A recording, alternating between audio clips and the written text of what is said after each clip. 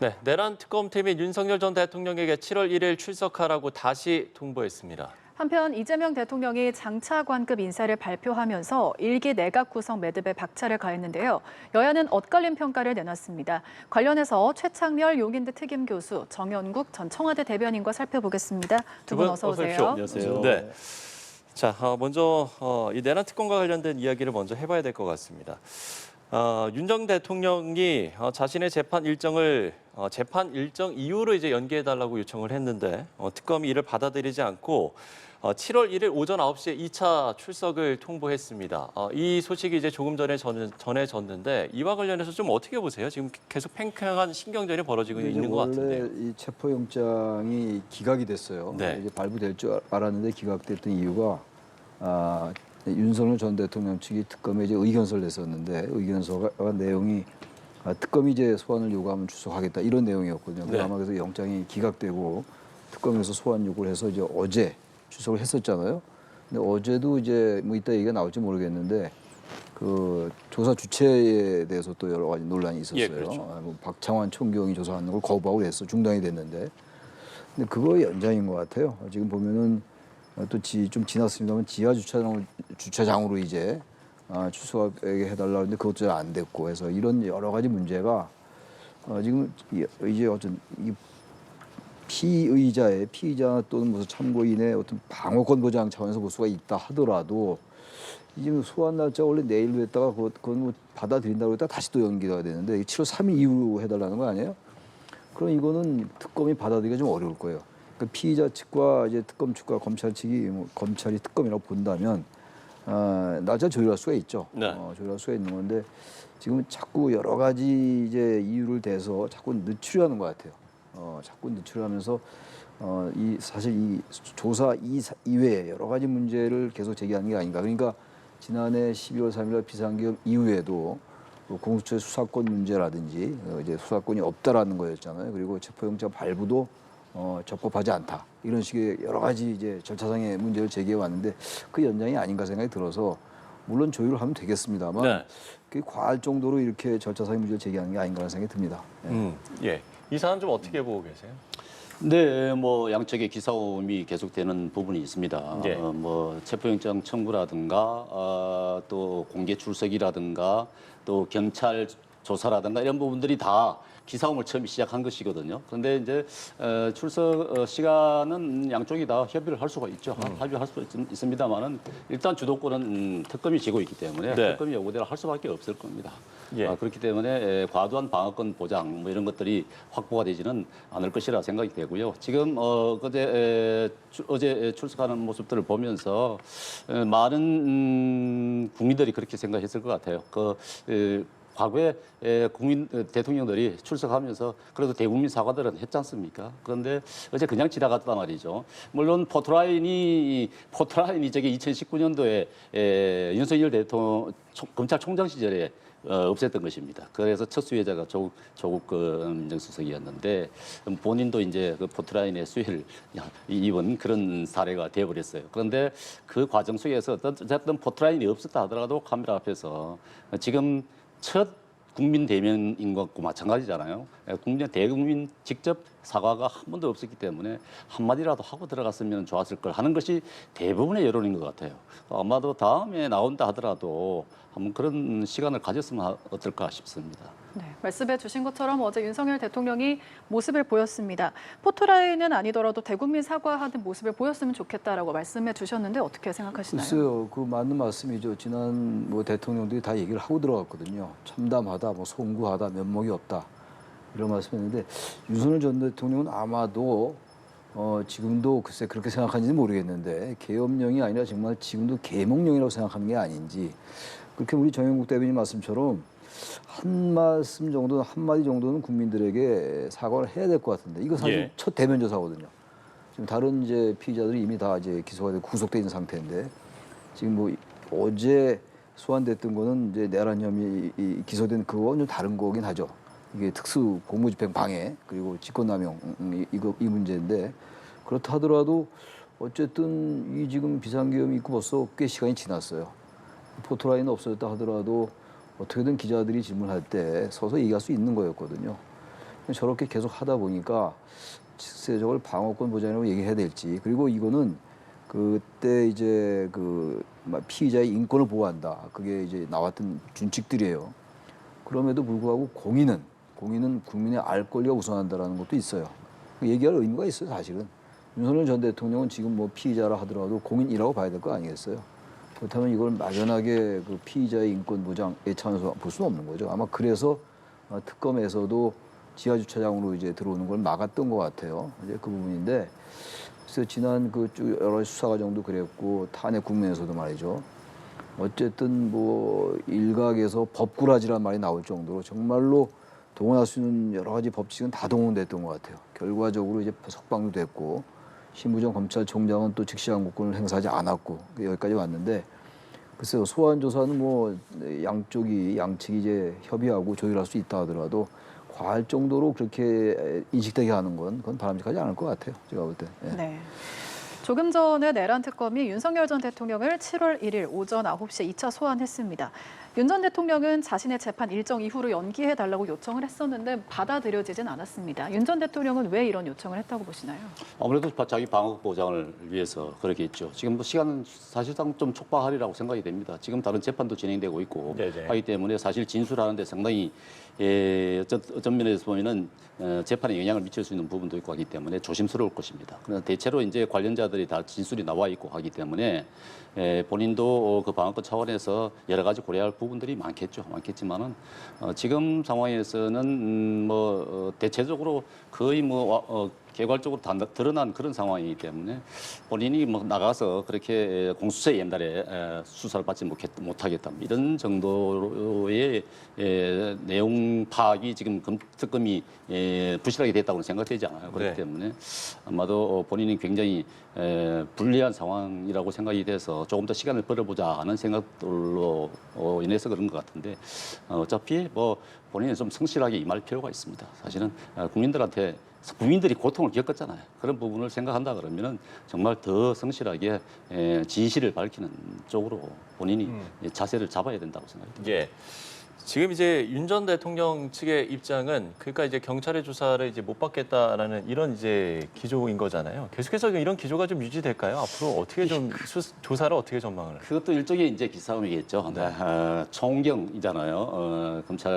경찰의 이제 수사는 이제 총경인데 총경한테서 검찰 수사를 받아야 되나 이런 생각도 살짝 했을 것 같아요. 보통 이제 조사를 할 때는 상대방을 검찰이 조금 예우를 해서 경찰 수사관이 수사하기도 하고 검사가 직접 수사하기도 하고 부장검사가 수사하기도 하는데 본인들은 이제 윤석열 전 대통령 같은 경우는 뭐 부장검사 정도가 조사를 하지 않겠나 생각을 했었겠죠. 그렇지만은 특검 입장에서는 이 사건을 잘 아는 체포방해 혐의라든가 그 비화폰 삭제 지시라든가 이런 부분은 이제 경찰이 수사했기 때문에 잘 알기 때문에 경찰이 수사한다 이렇게 얘기를 합니다만은 이제 본인 입장에서는 예우를 안 해주는 것 아니냐 이런 생각도 했을 거예요. 그렇기 때문에 그래서 이제 좀 바꿔달라고 요청을 하고 마찰이 있었던 것 같은데 어쨌든 누가 수사하든지 간에 성실하게 임해야 되는 것이 맞다고 봅니다. 예.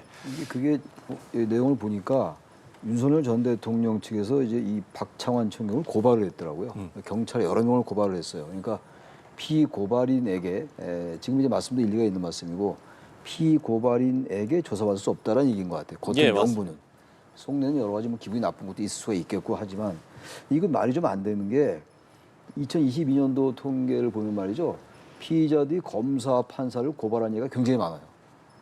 근데 판사, 검사가 고발당했다고 해서 피고발인이라고 해서 조사에서 배제되지 않거든요, 수사에서. 그럼 말하자면 피의자가 이 지금 조사와 수사의 주체를 바꿀 수 있다는 얘기거든요. 재판에서. 이게 말이 안 되는 얘기라고요. 과거도 아니에요. 이재명 대통령이 대표 시절에 그때 그 당시 야당이죠. 야당 의원이 이런 법안을 발의한 적이 있어요. 이화영 전 부지사에 관련해가지고. 그거 통과 안 됐거든요. 그러니까 이거 마찬가지예요. 그러니까 이런 식으로 자꾸 그때 국민의힘이 반대했었거든요. 그 법안 자체를. 결국 통과가 안 됐던 건데 고발을 했기 때문에 피고발인으로부터 조사받을 수 없다는 게 말이 안 되는 얘기예요. 그리고 사법경찰이 특검팀 내에서 조사할 수 있습니다. 특검이라 하더라도 검사만 조사할 수 있는 건 아니거든요. 이걸 모를 리가 없을 거예요. 윤석열 전 대통령 스스로가 법률가고 변호인들이 모를 리가 없는데 자꾸 어떤 글쎄 이런 표현이 어떨지 모르겠는데 틈만 나면 뭔가 자꾸 이런 트집을 잡으려 하는 게 아닌가.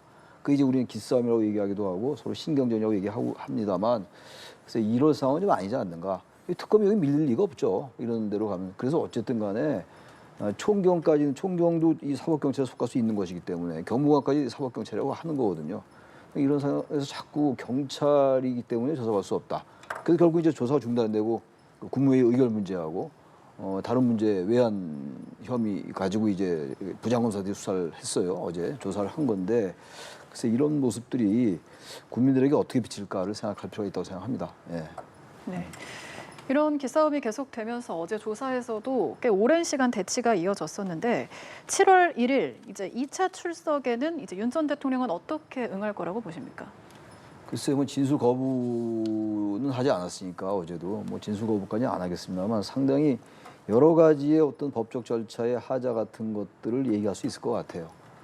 그럼에도 불구하고 지금 혐의가 대단히 이제 진술이 많이 나와 있는 것이고 검찰에서 상당한 양이 수사가 된 것 같아요.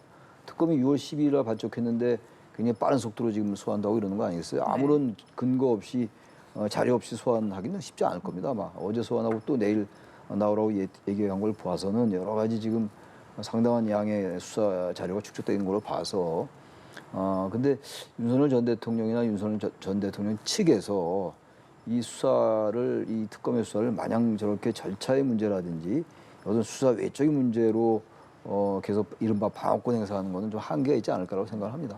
네.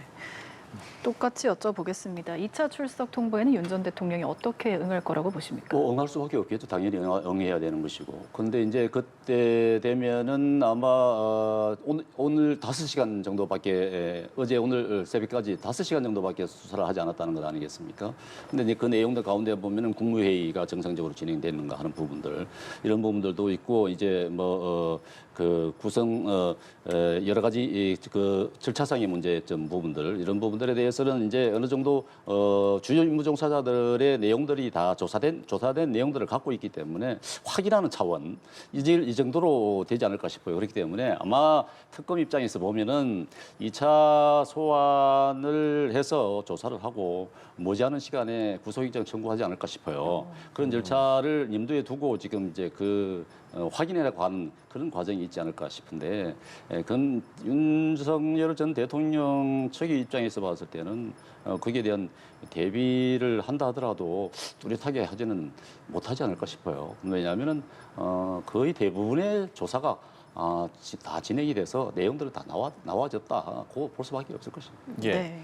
지금 이제 구속영장을 이야기를 해주셨습니다만 민주당에서도 지금 뭐 특검 출석도 꼼수고 구속만이 답이다 이제 이러고 있는 상황인 거잖아요. 그러면 이제 앞으로 이제 구속영장 청구까지 계속 가능성이 있다라고 보시는 건가요? 아니 지금 특검이 소환하는 건 구속영장 청구를 전제로 하고 있을 겁니다. 네. 그렇지 않으면 못으로 소환하겠어요.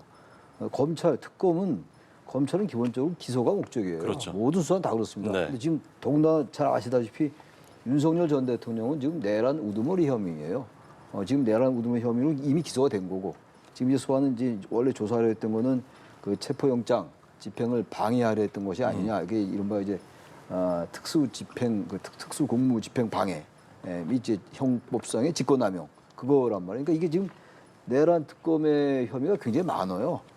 단순하게 무슨 뭐 체포영장 집행을 저지한 거라든지 네. 그리고 비상계엄 위반했던 그것만이 비상계엄 그 헌법 법률 위반한 것만이 아니에요. 이 내란 특검의 혐의가 굉장히 많다고요. 여러 가지 같이 하는 겁니다. 근데 이걸 자꾸 이제 나눠가지고 이건 왜 경찰이 하느냐, 이건 또 검사가 하느냐 이런 식의 자꾸 문제를 제기하는데 어쨌든 특검은 소환 이제 어제 했고 이제 언제 날짜가 결정이 되겠죠. 2차 소환이. 네. 3차, 4차가 있을지 뭐 3, 4차가 있을 수 있을 것 같아요. 조사할 게 많다고 저는 생각하기 때문에. 그러고 나서 아마 지금 말씀처럼 생각보다 빨리 영장을 청구할 가능성이 높아요. 그리고 아마 영장 발부될 가능성이 높다고 생각합니다. 왜냐하면 네네. 지금 내란 이 혐의에 대해서 다른 중요 임무 종사자들은 다 구속돼 있는 상태거든요. 지난번에 지기현 판사의 그 이른바 날 계산 구속 기간 이 문제 때문에 석방이 됐고 아까도 말씀드렸습니다만 검찰의 직시항고권이 행사되지 않음으로써 심우정 검찰총장이 그 직시항고권 행사하지 않았잖아요. 그래서 지금 석방 상태가 있는 거예요. 예. 그래서 추가 이제 기소를 하겠다는 건데 제가 볼 때 빠른 속도로 영장이 청구될 가능성이 대단히 높다 이렇게 봅니다. 네. 빠른 시일 내에 구속영장을 청구할 것이고 구속영장 발부 가능성도 좀 높다라고 이렇게 전망을 해주셨는데 동의하시는지요? 뭐 저도 그렇게 봅니다. 왜냐하면은 이제 1차 구속된 주요 임무 종사자들의 구속 1차 만료 기간이 7월 초가 될 겁니다. 아마 정확한 날짜는 모르겠습니다만 대부분이 비슷한 날짜거든요. 이제 그때 되면은 김용현 정부권 장관 같은 경우는 이미 만료가 돼서 재구속이 됐잖아요. 그러니까 이제 다른 주요 임무 종사자들도 7월 초에 재구속이 아마 실행되지 않을까 싶어요. 이제 추가 기소가 되고 할 부분인데 윤석열 대통령에 대해서도 다음 조사하고 난 다음에 바로 추가 기소를 하지 않을까 싶어요. 추가 기소를 하면서 구속영장을 청구하지 않을까 싶은데 그런 수순이 아마도 이미 이 로드맵이 정해져 있는 상황이다 이렇게 봐도 무방할 것 같습니다. 네. 조금 전 브리핑 내용 한번 다시 살펴보겠습니다. 박지영 내란 특검보는 소환 일정 협의는 합의가 아니다. 또 그러면서 윤 전 대통령 측의 입장을 기다린다며 만약 불응 사유로 납득이 되지 않는다면 형사소송법상 절차를 진행하겠다 이렇게 밝혔는데요.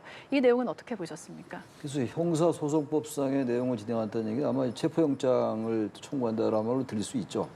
체포영장은 뭐 2번, 3번 이제 불응하면 영장을 청구하는 것이고 발부될 수 있는 것이기 때문에 체포영장이라는 건 구속영장은 다른 거 다 알고 있는 거니까 체포영장은 설령 발부되더라도 48시간 이내에 구속영장을 청구해야 되는 거예요. 그렇지만 석방해야 되는 것이기 때문에 소환에 응하지 않는다면 이제 체포영장 발부하겠다, 아니 청구하겠다, 뭐 그런 의미로 들려요. 그러니까 지금 이제 윤석열 전 대통령 측에서는 그쪽대로 또 나름대로 법률 지식을 다 동원하는 거고 특검대로 원칙대로 하겠다는 겁니다. 왜냐하면 이 사건 자체가 시간이 꽤 지나고 지금 정권도 바뀌고 이랬습니다만 이게 정말 전무후무한 일이에요. 우리가 다 지나간 일입니다만 45년 만에 대한민국의 민주주의를 완전히 퇴행시킨 사건이었거든요. 무도한 불법 계엄이었어요. 근데 그걸 잊고 자꾸 이 형사소송법상의 이 문제에 방어권 행사하려 하는데 물론 헌법이나 법률에 보장된 방어권 행사할 권리가 있죠.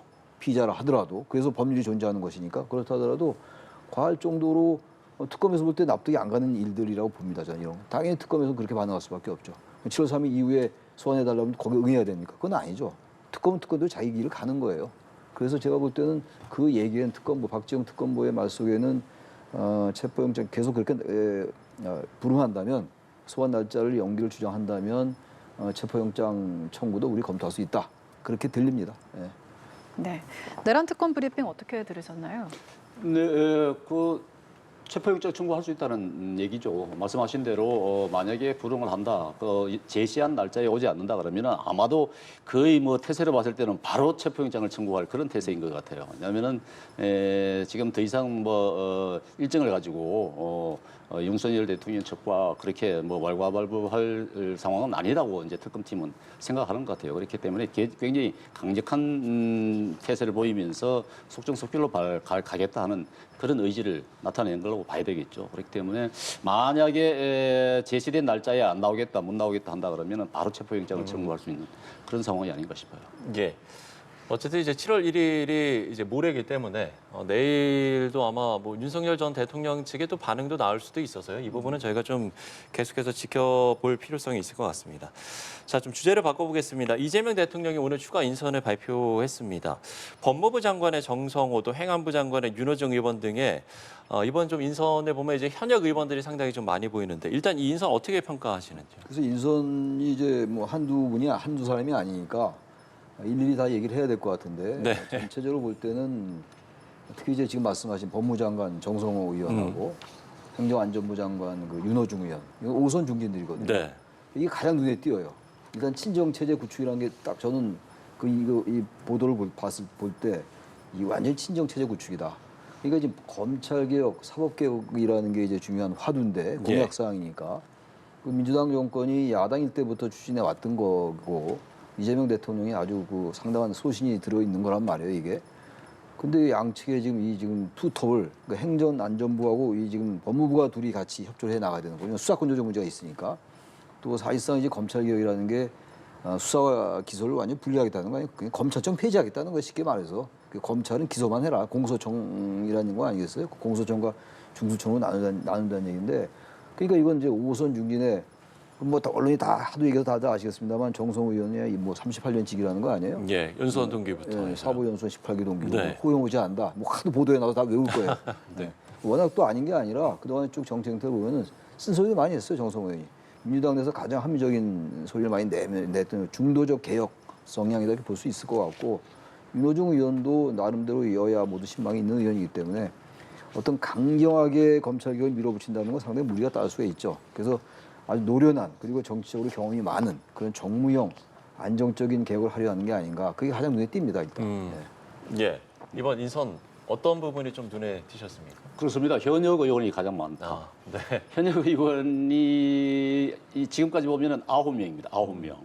9명이라는 거는 상당히 많은 숫자입니다. 지금까지 그렇죠. 역대 정부로 봤을 때 가장 많은 숫자가 아닌가 싶습니다. 지금 현역 의원이 많다는 거는 인사청문회 무난하게 통과시킬 수 있다고 지금 생각할 것 같아요. 왜냐하면 현역 의원들이 인사청문회를 통해서 낙마된 경우는 거의 없기 때문에, 아예 없을 겁니다. 없기 때문에 아마도 그런 부분에 있어서 현역 의원들을 많이 차출했는 것 같은데, 어떻게 보면은 의원 내각제 수준이 아니냐 이런 생각도 들긴 해요. 그렇지만 이제 이재명 대통령으로 봤을 때는 초반기에 개혁 드라이버를 걸기 위해서는 가장 자기가 믿을 만한 사람들을 내각에 포진시켜야 되겠다는 의지가 드러나 있다고 보여집니다. 정성호 의원 같은 경우는 워낙 잘 소통이 되는 사람 아니겠습니까? 그 부분이 특히 이제 검찰 개혁, 검찰 해체라고 할 정도의 개혁을 한다 그러면은 정성호 의원이 이제 좀 원만하신 분이고 하니까 반발을 좀 무마시키면서 해나갈 수 있는 그런 역할을 충분히 할 수 있다고 판단을 했던 것 같아요. 윤호중 의원의 행안부 장관 역시 마찬가지입니다. 검찰 해체한다 그러면은 고위공직자 수사처를 만들어야 되고 하는 부분이 있기 때문에 행안부와 또 보조를 맞춰야 되고 하는 부분들이 상당수가 있거든요. 그렇기 때문에 아마도 이 두 장관을 통해서 사법개혁을 이뤄내겠다는 강력한 의지를 보이는 것 같습니다. 그런데 이제 사법개혁도 좋고 검찰개혁도 좋습니다만은 필요한 부분들이 있겠죠. 그렇지만 이제 좀 어떤 면에서는 보복성 개혁이 돼서는 안 된다 하는 것이 이제 우리 야당 쪽에서 입장인 것이죠. 이제 이재명 대통령을 수사했다는 또 재판했다고 그렇게 개혁을 한다. 조직을 없앤다. 이렇게 돼서는 안 되는 것이기 때문에 보복성 개혁에 대해서는 안 된다. 바람직한 개혁으로 방향을 잡아야 된다고 보여집니다. 네, 말씀해 주신 것처럼 이러한 인선에 대해서 여야의 반응이 엇갈리고 있습니다. 민주당은 일 잘하는 실용정부로 경제 성장과 민생 회복을 이끌길 기대한다라고 말했지만요. 국민의힘은 국정이 아닌 사조직의 인사순환이다. 의원 내각제로 착각한 행태다. 이렇게 비판하고 있는데 어떻게 보십니까? 이게 지금 그 합리적 중도 성향의 의원들을 많이 배치를 했고, 또 기획재정부라든지 교육부라든지 이런 쪽은 또 정치인들이 아니에요. 기획재정부는 지금 서울대 특임 교수하는, 물론 기획재정부 관료 출신의 구윤철, 꽤 많이 알려진 사람이죠. 예, 예. 구윤철 전 이제 교수가 이제 내정이 됐어요. 그럼 완전 실무형 전문가예요. 그러니까 실무형 전문가와 안정적 개혁을 이룰 수 있는 이제 정치형 이제 이 리더십이 있는 이 양측을 겸비한 것 같은데, 야당에서 이게 의원 내각제냐라는 비판 나올 법하다고 봐요. 우리나라는 근데 의원 내각제 국가는 아닌데, 지금 헌법과 국회법에 의해서 헌법 49조 그리고 이 국회법 49조하고 헌법 23조가 이 두 개에 의해서 지금 가능한 거예요, 이게. 그러니까 이거 전혀 법적으로 하자는 없어요. 하자는 없는데 비판할 수 있죠. 원래 이제 대통령제라는 건 입법부와 행정부가 서로 견제와 균형을 하는 게, 그래서 이렇게 나눠져 있는 거예요. 그래서 여소야대 됐건 여대 야소가 됐건 대통령은 안정적 국정 운영을 해라라는 게 대통령제의 취지예요. 그 대신 어쨌든 입법부의 견제를 받아라라는 것이고, 행정부도 입법을 견제하라. 이른바 견제와 균형이라는 건데, 체크 앤 밸런스라는 게 이건데, 내각제는 그렇지 않아요. 내각제는 내각과 입법부와 행정부가 융합되는 거거든요. 이거 사실 지금 우리 정영훈 대변인 말씀처럼 8명인가 9명인가 저도 그렇게 알고 있는데, 이건 거의 내각제라고 해도 이제 그렇게 느껴질 정도인데, 그러나 어쨌든 하자는 없어요. 이 부분은 이제 이건 법률적으로 이게 문제가 있다고 본다면, 기본적으로 대통령제의 정신에 위반된다고 보면 이건 법을 개정해야 돼요. 전혀 하자가 없는 거라고요. 이게 역대 정부는 항상 많이 와 있었어요. 근데 이번 이재명 정부의 초기 내각이 아마 조금 많이 있는 것 같긴 해요. 근데 역대 정부가 다 의원들이 많았어요. 의원들이 많은데 의원들이 일단 민주적 정당성을 담보하고 있는 그런 인물들이니까 전혀 청문회에서 문제가 될 게 없겠죠. 물론 문제가 될 수 있죠. 그 이후에 또 문제가 되는 게 나올 수 있습니다만, 네네. 제가 알기로 한 명도 낙마선이 없는 걸로 알고 있어요. 의원 출신들이, 장관 후보자나 국무위원 그 후보자들은. 그래서 임명을 하려 하는 것 같은데, 좀 두고 봐야 될 것 같아요. 야당으로서는 그렇게 비판할 수 있는데, 그게 무슨 큰 하자라고 볼 수는 없고, 과연 이런 인사들이 얼마나 이제 청문회 과정에서 흠결이 안 나오느냐, 의혹이 나오지 않느냐를 하나 봐야 될 것 같고, 그다음에 막상 임명된 다음에 정말로 개혁과 이 합리성 이걸 같이 해 나갈 수 있을 것인가를 봐야지 무조건 이거 가지고 사적 인사 순회다라고 본 근거는 좀 희박하다고 봅니다. 예. 네. 비판은 가능하지만 큰 하자는 아니라고 본다라고 말씀해 주셨는데 어떻게 들으셨습니까? 그렇습니다. 뭐 대한민국 상권 분립국가이기 때문에 입법, 사법, 행정이 명확하게 나눠져 있지 않습니까? 그런데 이제 입법부에 국회의원들이 입법부에 행정부에 입법부에 국회의원들이 많이 포진을 하게 되면은 아무래도 대통령 입장에서는 국정 운영하기 굉장히 편합니다. 그 의원 출신들의 장관들이 아무래도 이제 국회와 소통이 굉장히 원활하게 될 것이고 대통령이 정책을 실현한다는 것은 법으로 실현하는 것이기 때문에 법이 만들어져야 되는 거 아니겠습니까? 법을 아주 원활하게 만들 수 있는 그런 역할을 하게 되는 것입니다. 지금 그렇지 않아도 뭐 민주당 같은 경우는 이재명 대통령 같은 경우는 이제 입법부가 워낙 지금 민주당이 다수당이기 때문에 무슨 법이든지 할 수가 있어요. 그렇기 때문에 특히 이제 법사위원장을 안 주는 이유도 그렇습니다. 빨리 이제 법을 만들어야 되기 때문에 그런 것이거든요. 그렇기 때문에 이제 법을 대통령 하청받아서 할 것이 아니냐 이런 비판도 하는 것이거든요. 그렇기 때문에 그렇게 뭐 많은 현역 의원들을 행정부에 포진 안 시켜도 충분히 이 속도를 내면서 법을 만들어서 정책을 실현할 수 있는데 그런데도 불구하고 의원들을 내각에다가 그렇게 많이 포진시키는 것은 그보다 더 강도 높게 또 빠르게 진행을 시키겠다는 의지로 봐야 되는 것이겠죠.